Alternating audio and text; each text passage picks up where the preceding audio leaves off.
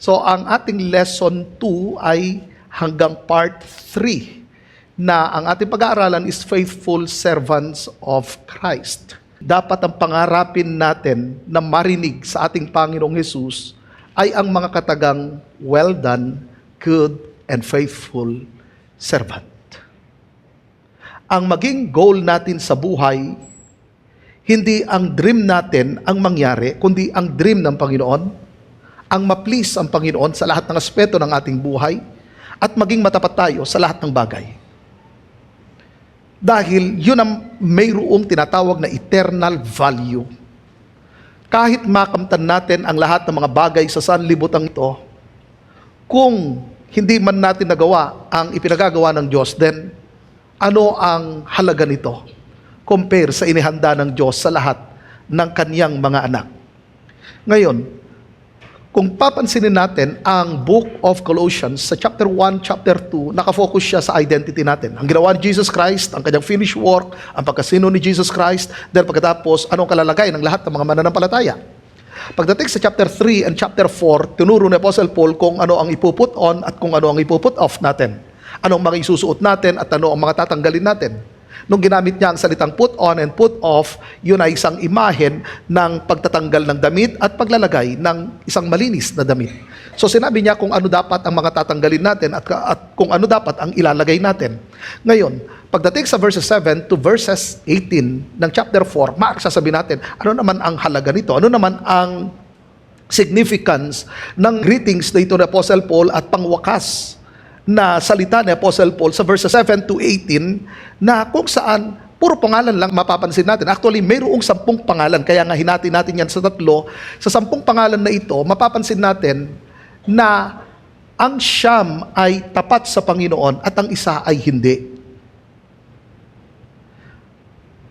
Sinabi ko sa inyo, ang chapter 1, chapter 2 ay identity, chapter 3 and chapter 4 kung anong lakad ng mga mananampalataya, at pagdating dito sa pangwakas na sulat ni Apostle Paul, ipinakita niya kung ano ang lakad nila at ng kanyang mga kasamahan.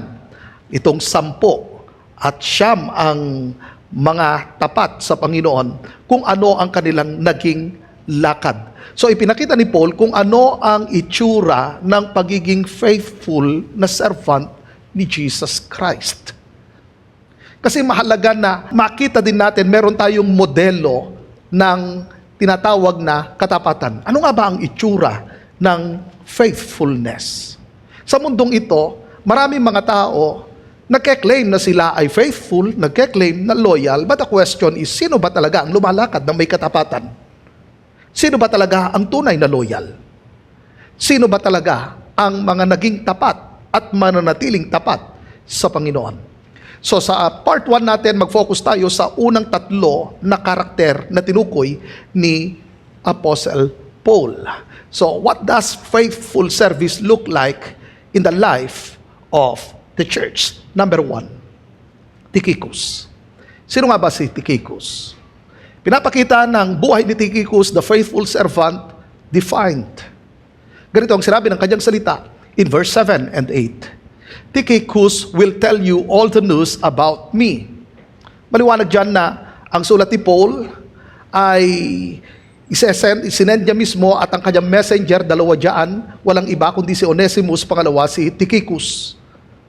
At mayroong mga bagay na hindi sinulat ni Paul sa letter niya, sa 2 letter niyang ito, sa 2 book, na magsasabi mismo ay walang iba kundi si Tychicus. Pero bago iyon, ipinakita ni Apostle Paul sino si Tychicus, ano ang kanyang identity. At pakikita natin ang 3 bagay na identity ni Tychicus na sa maiksing verse na ito, makikilala natin si Tychicus.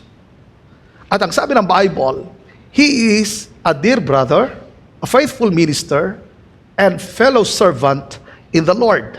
So ito yung 3 katangian, 3 identity na makikita natin kay Tychicus. Ito yung namamayagpag sa buhay ni Tychicus. Ito yung kapansin-pansin kay Tychicus. So kung baga sa panahon natin, pag nakikita natin si Tychicus, ito yung makikita natin, itong 3 na ito.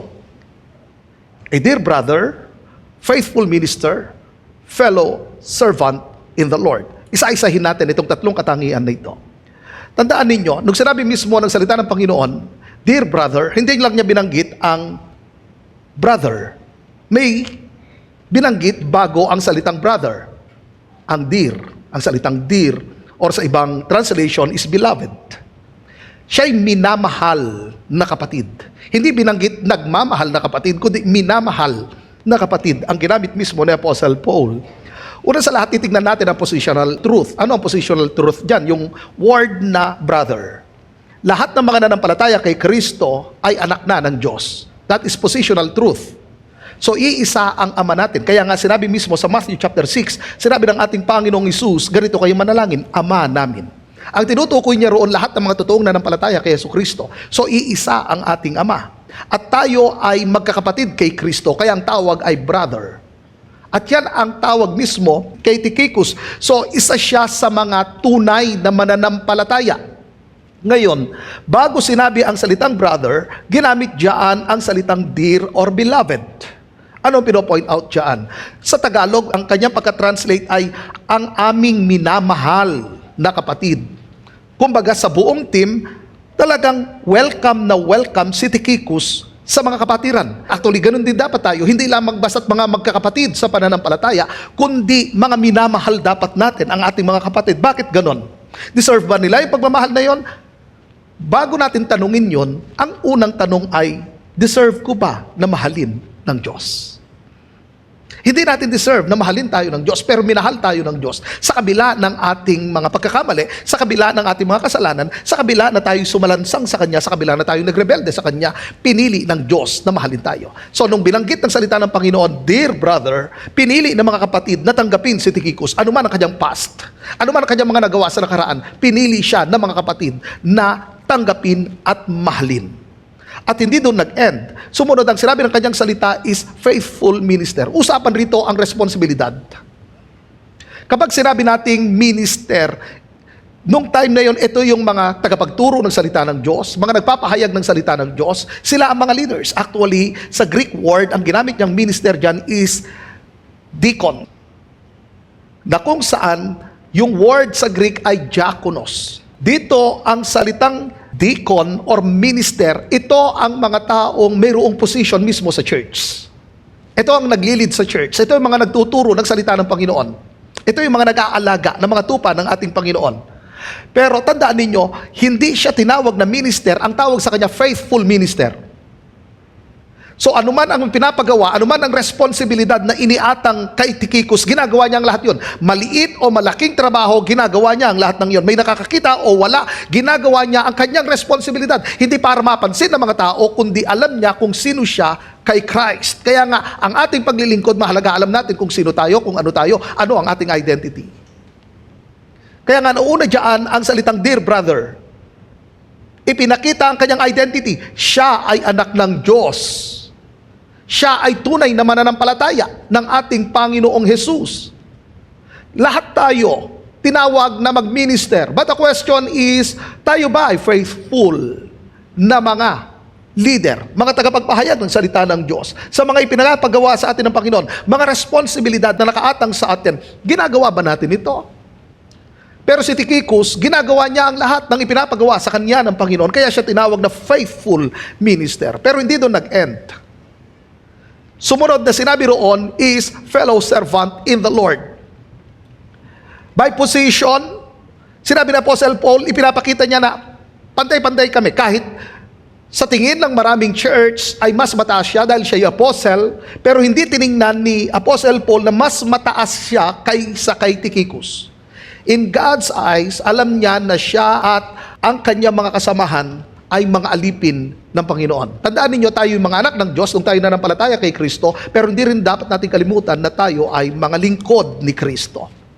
So, anong ibig sabihin kapag sinabing servant? Tayo ay mga tagapaglingkod na kung saan ipinapakita rito ang humility, ang submission. Hindi ang position. Kahit mataas ang titulo mo sa mundong ito, kung ikaw ay nanampalataya kay Kristo, ikaw ay servant ni Christ. At ipinakita ng Panginoong Hesus ang halimbawa ng servanthood. Sinabi niya sa kanyang mga disciples, ang tawag niyo sa akin ay Panginoon at tama kayo. Pero naghugas ako ng inyong mga paa. Ano ang tinuturo ng Panginoong Hesus? Na lahat ng kanyang mga tagasunod ay marunong maglingkod. Anuman ang titulo mo, anuman ang naabot mo sa mundong ito, pag ikaw ay kay Kristo, tinawag ka para maglingkod at paglingkuran ang kanyang mga tupa. Kaya tayong mga mananampalataya, maging katulad sana tayo ni Tychicus. Pero hindi doon nag-end. Pagkatapos sinabi ni Apostle Paul, ang katangian kung sino ang taong ito, sumunod yung kanyang mission. Tingnan natin sa verse 8. I am sending him to you for the express purpose that you may know about our circumstances and that he may encourage your hearts. Kasi maraming mga chismis that time at laban kay Apostle Paul. At anong kanyang ginawa? Nag-send siya ng mapagkakatiwalaang messenger. Walang iba kundi si Tychicus. At si Tychicus ang magsasabi kung ano ang totoong kalalagayan nila Apostle Paul. At hindi lang yon, para i-encourage ang mga Colossian believers. Kasi nga, mayroong matinding mga pinagdaraanan ng mga mananampalataya that time. Hindi lamang sa mga false teachers, kundi sa mga personal problems at mga trials at mga persecutions na pinagdaraanan ng mga kapatid. So, nandoon si Tychicus para i-comfort, para i-encourage itong mga bagong mananampalatayang ito para magpatuloy sa Panginoon. So, ano ang practical application nito?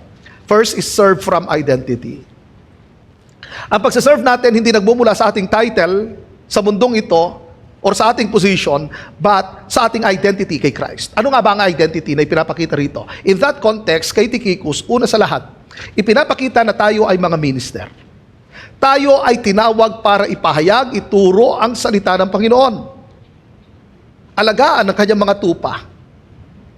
Tayo ay mga servants. Tayo ay tagapaglingkod.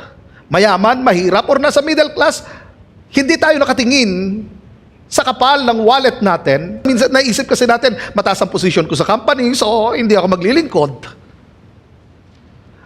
Ang principle ng kingdom ay ganito. Habang itinataas ka ng Panginoon, lalo ka dapat nagbabaw sa Kanya. Kaya nga sinabi ko sa inyo, ang salitang servant, ipinapakita rito ang humility, ang ating submission, at ang ating obedience kay Jesus Christ. Kaya nga, impossible na makapag-serve ka ng lifetime kung wala ang humility, kung wala ang submission, at kung wala ang obedience kay Christ.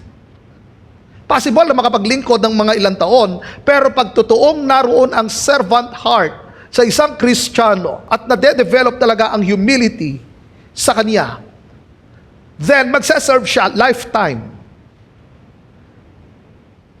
At yan ang panawagan sa atin ng Panginoon. Lahat tayo tinawag para mag-serve lifetime. Hindi pang 10 years, hindi pang 20 years, kundi lifetime. Hanggang sa huling tibok ng ating puso, tinawag tayo ng Panginoon na mag-serve sa Kanya. Kaya ngayon ang kanyang sinabi mismo kay Apostle Peter, Peter, mahal mo ba ako? Sabi ni Peter, yes Lord. Then sabi ng Lord, then alagaan mo ang aking mga tupa. Pakainin mo ang aking mga tupa. At yun dapat ang maging heart natin. Na nandoon ang pagmamahal at pagmamalasakit natin sa mga tupa ng Panginoon. Kaya nga ang main thing dyan yung unang ginamit, dear brother. Kaya siya nakapaglingkod, si Tychicus, kaya siya nakapaglingkod sa Panginoon. Kaya siya naging matapat sa Panginoon dahil alam niya kung ano ang kanyang identity. Sinabi ng Bible, na ang ating identity is called chosen and faithful. So yun dapat ang i-apply natin, yun dapat ang lakaran natin, yun dapat ang isuot natin. Hindi ka lang tinawag, hindi ka lang pinili, kundi ikaw ay tapat. So kailangan ito ang i-allow natin. Dahil ito ang ating identity, alam mismo ni Tychicus yun ang kanyang identity, then yun ang kanyang application. Pangalawa na dapat natin gawin, pursue faithful character. Sinabi ko sa inyo ang ating identity, isa sa ating mga identity is faithful. Ngayon, yung salitang pursue, ipinapakita diyan na hindi automatic ito, kailangan ng decision. Kailangan kong piliin na maging matapat sa bawat araw ng aking buhay. Tignan ninyo, from verse 7 to verse 18, mayroong 10 pangalan na tinukoy at siyam ang tapat at ang isa ay hindi. Ang ipinangalan lang, ang inilagay lang ni Paul doon, ang salitang Demas. Wala na. Hindi katulad nila Tychicus, hindi katulad nila Onesimus, pero pagdating kay Demas, as in Demas lang. Bakit? Mababasa natin in Timothy na sinabi roon ni Apostle Paul, iniwan na ako ni Demas dahil nahumaling na siya sa mga bagay sa sanlibutan ito. Pero si Tychicus, makita natin ng taong ito, maraming mga temptations, maraming mga inaalok sa kanya ang mundong ito. Pero ang kanyang pinursu ay ang maging matapat siya sa Panginoon. Kaya maliwanag, kitang-kita mismo sa kanyang buhay, sa kanyang ugali, itong si Tychicus, at dapat yun din ang makita sa atin. Hindi lang basta tine-claim natin na tayo ay faithful, kundi nakikita sa atin ang faithfulness dahil yan ang ating identity. Say amen. Palakpakan nga po natin ang ating Panginoon.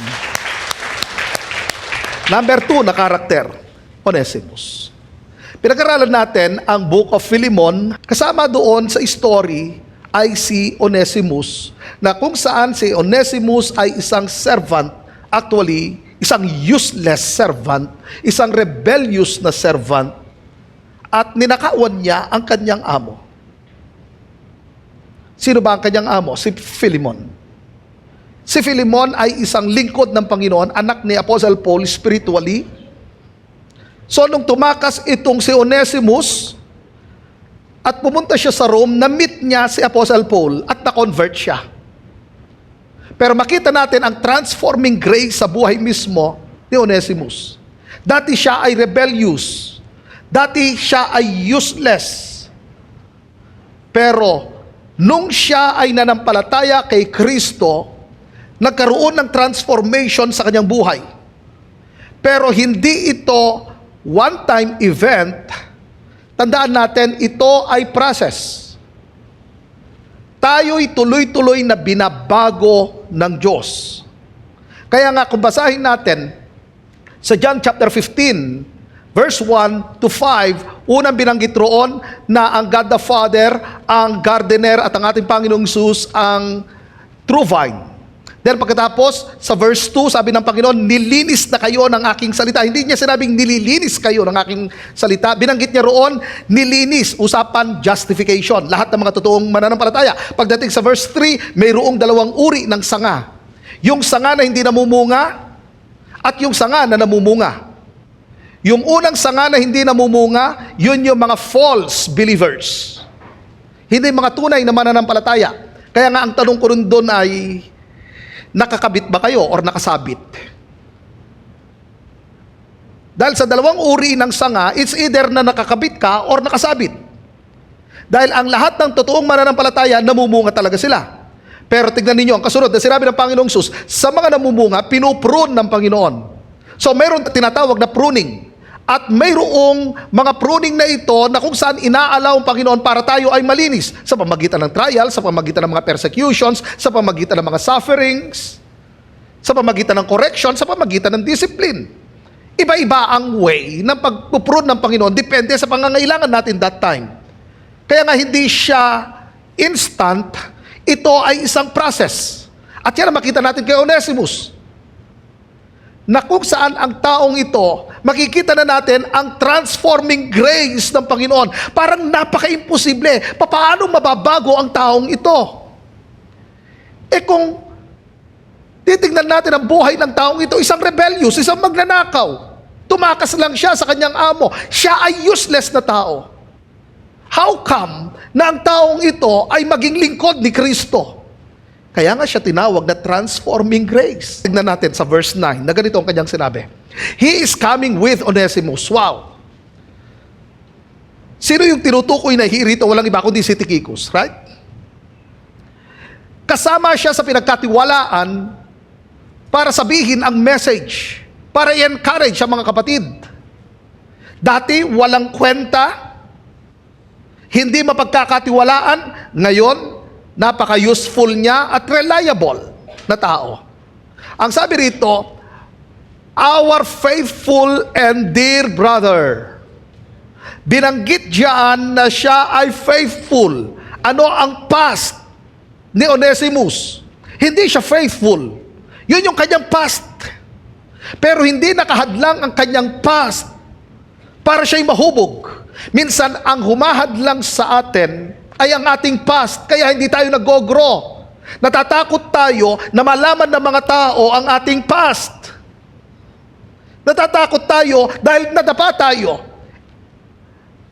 Pero yun ay past natin. Parang si Onesimus, yun din ay kanyang past. Nung pinag-uusapan namin ito kasama yung mga magpipreach ng Sunday, sabi ko sa kanila yung ganito, hindi lang ito pinapakita nung unbeliever sa Onesimus, pinapakita nito sa ating buhay na nung tayo na nampalataya kay Kristo, dumating yung time na nadapa rin tayo. Dumating yung time na nag-fail din tayo. At nung nag-fail tayo, ang hirap para sa atin ang bumangon. Kaya ayaw na natin magpagamit sa Panginoon dahil nga nakakahiya yung nangyari dahil alam naman na natin yung tamang gawin pero hindi natin ginawa ang dapat gawin.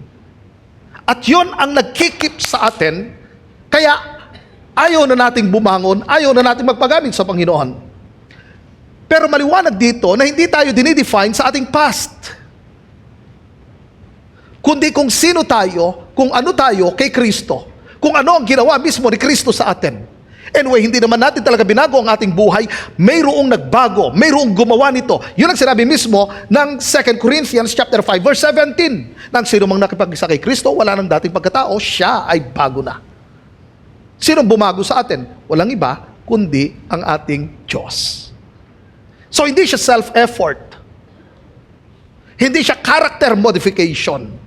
Kundi inner transformation. Nagsimula rito sa loob. Kaya kailangang lumabas. At yun ang nangyari mismo kay Onesimus. Kaya sinabi ng Apostle Paul, siya ay tapat. Sinong sinulatan ni Apostle Paul? Una, si Philemon, ang kanyang amo. Pangalawa, ang Colosas, kung saan doon nakatira si Onesimus. Sinabi ni Apostle Paul kung sino siya ngayon dahil kay Kristo. At nakita ni Apostle Paul ang katapatan mismo ni Onesimus. Hindi natin alam kung gaano niya katagal kasama si Onesimus. Pero sinabi ni Apostle Paul, kung ako nga masusunod hindi ko na siya papauwiin. Hindi ko na siya ibabalik kay Philemon kasi kapaki-pakinabang siya sa akin. So ang taong ito, mula sa mga maliliit na bagay, mga simpleng bagay, hindi nakikita ng marami. Pero siya ay tapat. At makita natin doon na ang katapatan na ito, hindi ito dahil sa sariling lakas ni Onesimus. Kaya sumunod yung salitang, Dear brother. Nakuha ninyo? Dear brother. Dahil siya'y kapatid kay Kristo. Siya'y totoong nanampalataya kay Kristo. Binanggit niya, ito siya, ito yung kanyang identity Kaya siya lumakad doon sa identity na yon. Dahil sumunod, sabi niya rito, they will tell you everything that is happening here. Kasama siya sa mga magsasabi sa mga kapatid.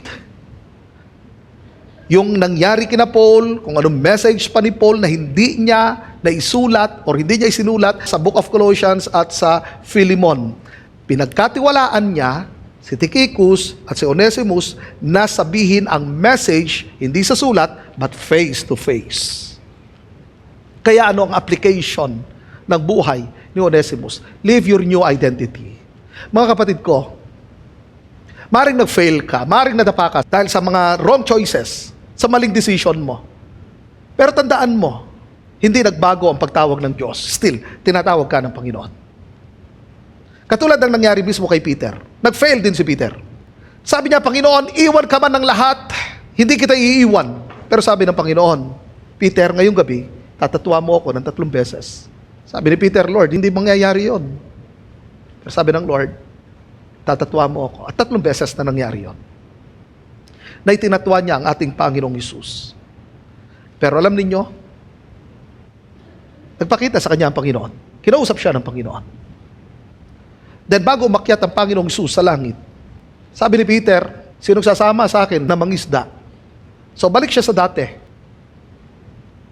Kung saan, yun yung kanyang dating hanap buhay. Bago siya tinawag ng Panginoon. Bago sabihin ng Panginoon, tinawag kita bilang mamamalakayan ng tao. Ngayon, bumalik siya sa pangingisda. At magdamag. Sila'y nangisda. 7 sila na disciple. At sa magdamag na yon, walang huli. Then merong isang tinig na narinig, mga anak, meron ba kayo nahuli? Hulog ninyo ang inyong lambat sa bandang kanan. At nung sila'y nakahuli, ang sabi ng isa sa mga disciple, ang Panginoon yon. Nung malaman ni Peter at narinig niya yon, bumalik siya sa kanyang senses. At siya tumalon at pinuntahan niya ang ating Panginoong Hesus. Hindi siya pinagalitan ng Lord. Nag-prepare na ang Panginoon ng kanilang pagkain. Dahil pagkatapos, sinabi ng Lord, Peter, mahal mo ba ako? Mahal mo ba ako? Mahal mo ba ako?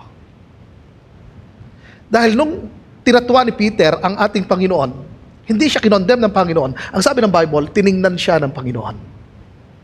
At nung makita ni Peter ang mga mata ng Panginoong Hesus na nakatingin sa kanya, nanangis si Peter. Hindi niya naramdaman ang condemnation, but ang love ng ating Panginoong Hesus. At ngayong katabi niya na ang Panginoon, sabi ng Lord, mahal mo ba ako, Peter? Alam ni Peter na mahal siya ni Lord. Si Lord ngayon nagtatanong sa kanya, mahal mo ba ako? Binigyan siya ng Lord ng chance, kahit nadapa si Peter.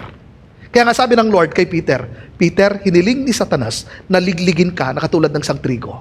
Ngunit ako'y tumawag na nalangin sa Ama. Nag-intervene ang ating Panginoong Hesus. Nag-intercede ang ating Panginoong Hesus. At ang sabi ng Lord, Peter, kapag nakabangon ka na, palakasin mo ang mga kapatid. Kaya makita natin, ibang-iba ang Peter after the resurrection. Hindi na siya yung masalita na parang gusto lagi magpasikat. Nandoon na ang isang puso ng isang alipin ng Diyos. Kaya nung sumulat siya yung sa 1 and 2 Peter, tatay na tatay talaga ang heart ni Peter. Ramdam na ramdam mo yung laman ng kanyang puso habang sinusulatan niya ang mga kapatid sa Panginoon. Isang tatay. Hindi katulad noon na naghahabol ng posisyon para makilala. Pero ngayon, kanyang itinuro ang maging mapagpakumbaba at paglingkuran ang mga tupa ng Panginoon. Alam niya na kung sino kasi siya eh. Alam niyo, kung alam natin kung sino tayo, kung anong identity natin, then ang pagsaserve natin ay hindi na sa pilitan, kundi dahil sa kung sino tayo at kung ano ang ginawa ng Diyos sa atin. Pangalawa na dapat natin gawin, let grace shape service. Ang salitang let, ito i-allow mo. Tandaan ninyo, ang grace kasi ang tumutulong sa atin para mag-humble tayo. Nung sinabi mismo na Apostle Peter na ibinigay na ng Diyos ang lahat ng kailangan natin for holy living, ang usapan roon ang grasya ng Panginoon. Lahat mismo inilagay na ng Lord, sinupply niya na ang lahat ng kanyang grasya na kailangan natin para mag-grow tayo, para ma-shape tayo. So kung inalaw natin ang grace ng Lord, halimbawa, merong mga taong nanakit sa'yo, nagiging mapagpatawad ka na. Merong mga taong naninira sa'yo, nagiging mapagpatawad ka na, nagiging mapagpasensya ka na. Yun yung ibig sabihin na let grace shape service. So ang pagsaserve mo na ngayon, dahil sa binabago ka ng Panginoon, hinuhubog ka ng Lord. So yung ating pagsaserve ay dahil sa grasya niya na humubog sa atin at patuloy na humuhubog sa atin. Merong mga pagkakataon na sa pagsaserve natin, nagrereklamo tayo, pero pag inalaw natin ang kanyang grasya, hindi na pagrereklamo, kundi pasasalamat na. Merong yung time na nagsaserve tayo, meron tayong pride. Pero kung inalaw natin ang grace ng Panginoon, tayo ay nagiging humble. Meron yung time na nagiging bitter tayo sa mga pinaglilingkuran natin dahil sinasaktan nila tayo, ini-ignore nila tayo. Pero pag inalaw natin ang grace, nagiging mapagmahal tayo, nagiging mapagmalasakit tayo, nagiging mapagpatawad na tayo. So let grace shape service. Say amen. Pangatlo na karakter, Aristarchus. Ano ba ang ipinapakita ng buhay ni Aristarchus? Alam ninyo, ang paglilingkod natin sa Diyos ay hindi laging bed of roses. Mayroon at mayroong mga struggles. Mayroong magbebetray sa iyo. Meron mang iiwan sa iyo. Yan ang buhay ng paglilingkod natin sa Panginoon. Meron at meron talagang mangiiwan sa atin. Meron at meron talagang mananakit sa atin. Pero anong perspective natin? Dito tayo matututo sa buhay mismo ni Aristarchus. Ganito ang sinabi ng kanyang salita, verse 10. My fellow prisoner, Aristarchus, sends you his greetings. Ginamit ni Apostle Paul ang salitang fellow prisoner. Ibig sabihin, kasama niya sa kulungan itong si Aristarchus. Kaibang-kaiba si Aristarchus kay Demas. Si Demas, naglilingkod siya sa mga bed of roses, pag sa panahon ng bed of roses, sa mga panahon ng comfort, sa panahon ng success, sa panahon na okay ang buhay. Pero, kapag mayroon ng usapang struggle, pag-usapan na ang hirap, kapag usapan na ang trials, nawawala. Kaya meron mga Demas sa buhay natin. Pero si Aristarchus, ibahin natin. Maging sa panahon ng kahubaran, sa panahon ng kawalan, sa panahon na nakakaramdam ang kanyang team ng kawalan ng pag-asa, nandun pa rin si Aristarchus. Reliable ang taong ito. Wala sa kanyang vocabulary ang iiwanan kita. Sa kanya, walang iwanan. Anuman ang nangyayari. Kaya nga ginamit rito ang salitang fellow prisoner. Na itong taong ito, nung makita niya na mayroong persecution kay Paul, hindi siya tumakbo. Handa siyang samahan si Paul kahit saan. Ganon mismo si Aristarchus. Ganon ang taong ito. Hindi nang iiwan.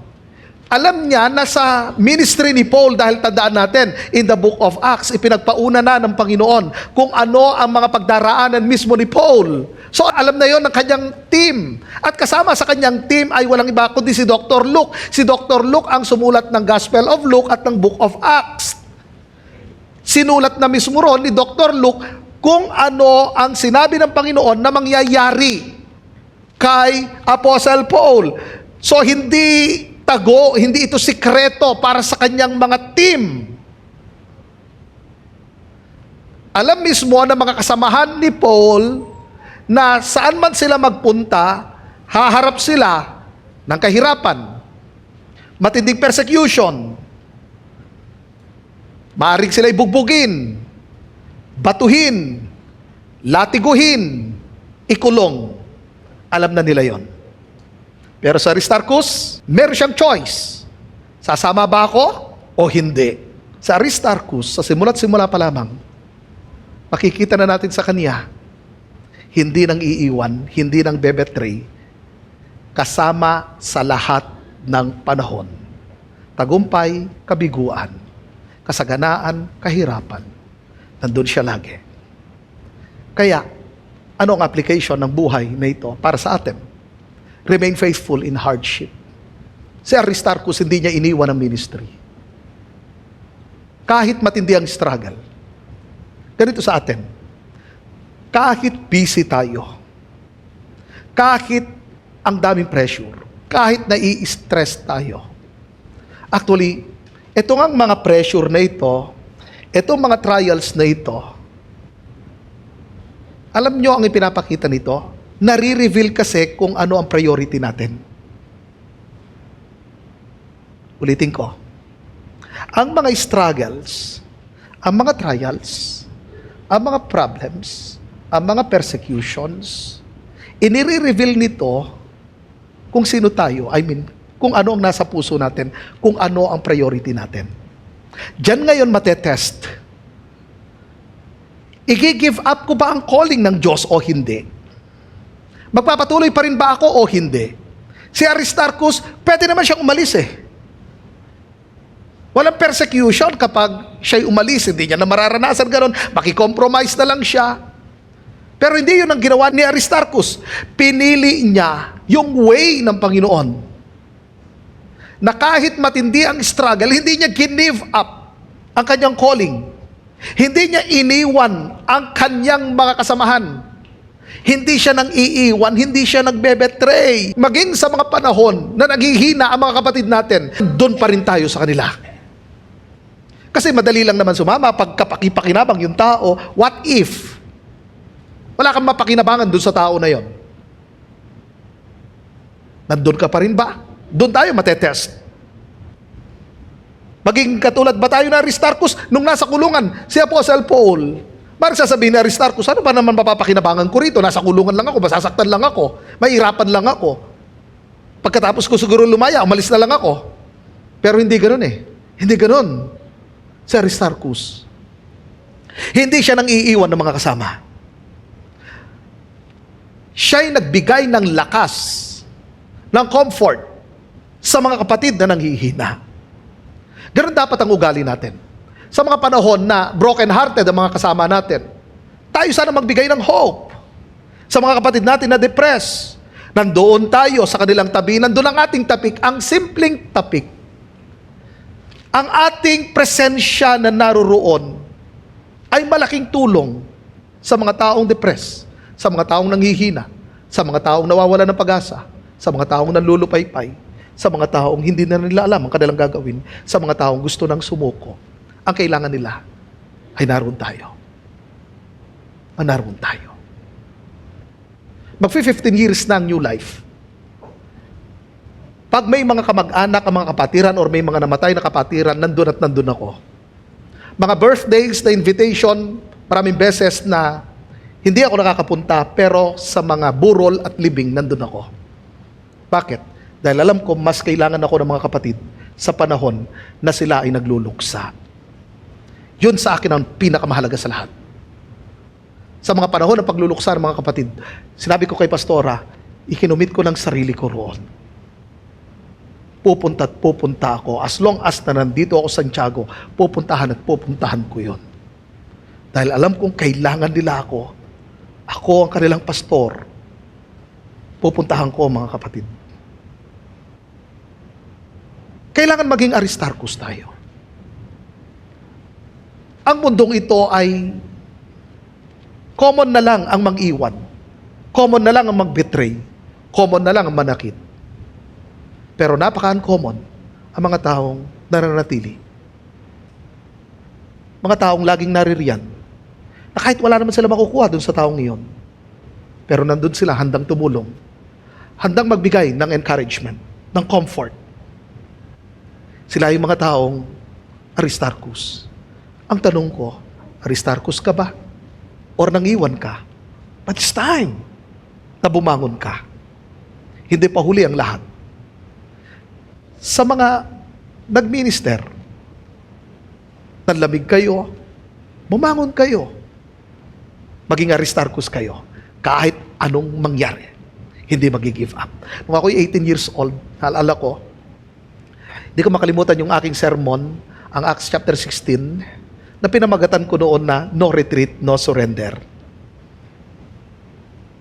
Alaala pa rin sa akin talaga kasi yung sermon outline ko na yon, na pinamagatan kong no retreat, no surrender. Sa kabila ng nangyari kina Paul and Silas, hindi sila sumuko. Sila'y nagpatuloy. Ganun dapat tayo. No retreat, no surrender. Sabihin mo sa katabi mo, no retreat, no surrender. Amen? Pangalawa na dapat natin gawin, support others in ministry. Maging kalakasan tayo sa mga kapatid. Sa ating mga leader, maging kalakasan tayo. Sa mga leader natin, kung napapansin ninyo, ang inyong mga leader na parang gusto na mag-give up. Hindi mo sasabihin, mag-give up ka na, ako rin nag-give up na eh. Hindi dapat gano'n na marinig sa atin. Amen. Tapos sabihin natin, ako rin nanghihina pero magpatuloy pa rin tayo sa kabila ng lahat. Oo, sinasabi ng feelings natin, mag-give up tayo. Pero ito calling natin eh. Magpatuloy tayo sa Panginoon. Di po ba? Ganun dapat tayo. Lagi tayo nagpapaalala. Sa 31 years ko sa ministry, lagi kong pinapaalalahanan ng mga kapatid, magpatuloy sa Panginoon. Kasi nga, Yun ang isa sa mga katangian na mayroon si Aristarchus. Lagi siyang sumusuporta. Na ganoon din sana makita sa atin, na lagi tayong nakasuporta sa mga kapatid natin. Hindi lang sa mga leaders natin, sa mga kasamahan natin sa life group, sa kasamahan natin sa outreach. Maaring merong ilang mga kapatid na naiba na ng way. Paalalahanan natin sila para bumalik sa way. Yung mga kapatid natin na gusto nang i-give up ang ministry, tayo maging Aristarchus, tulungan natin sila na bumalik at sumigla ang kanilang paglilingkod sa Panginoon. So support others in ministry. Meron at meron tayong may susuport. Meron at meron tayong may tutulong sa mga kapatid na nangangailangan na sana maging builder tayo. I-build up natin mga kapatid. I-comfort natin ang mga kapatid. Maging encouragement ang buhay natin. Isipin ninyo, si Paul, ganito mga taong nakapalibot sa kanya. Sa kabila na kahit napakaraming mga struggle, bakit sila nag-thrive? Alam ni Paul kung sino ang dapat niyang kasama sa journey. Kaya tayo, ganoon din. Ang tinuturo ng lesson na ito, ng ating pinag-aaralan, mahalaga na piliin natin ang kasama natin sa spiritual journey. Dahil kung hindi kayo magkasundo sa spiritual journey, then paano ka makakalayo? Paano mo matatapos ang takbuhin? Kaya sa atin, piliin natin. Meron sana tayong mga katulad nila Aristarchus, katulad nila Onesimus, katulad nila Mark, katulad nila Luke. Kung meron tayong mga ganitong tao, then kahit anong haharapin natin pagsubok, makakayanan natin dahil mayroong mga taong ganito na ginagamit ng Panginoon, mga instrumento na nagbibigay lakas. Tignan niyo si Elijah the prophet. Bago sinabi ni Elijah the prophet ang Lord, gusto ko na mamatay. Ang sabi ng Bible, iniwan ni Elijah ang kanyang servant. Hindi pwedeng gawin dapat yun eh. Hindi pwedeng gawin yun eh. That time, mas lalong kailangan niya ng kasama na lingkod ng Panginoon. Pero iniwan niya. At pagkaiwan niya, sinabi niya, Lord, hindi ko na kaya. Kung paraphrase natin, simple lang sinasabi niya, Lord, gusto ko na mamatay, hindi ko na kasi kaya eh. Hindi na ako makapag-move forward, gini-give up ko ng aking calling. Kaya napakahalaga ng ating mga kasama, yung mga nakapalibot sa atin, sa ating spiritual journey. Kaya dito sa 3 linggo na pag-aaral natin na siyam na karakter, tingnan natin sino itong mga taong ito sa panahon natin. Amen? Baka meron kang Dimas na kasama. Iiwan ka niyan pagdating ng araw. Pero mag-focus tayo dun sa siyam na tao na kasama natin. Ipinakita roon ang kahalagahan ng mga kasama natin sa spiritual journey. Kaya dapat hindi tayo nag-iisa. Amen? Kailangan palibutan natin ang ating sarili ng mga godly men and women na kung saan nag-grow sa Panginoon.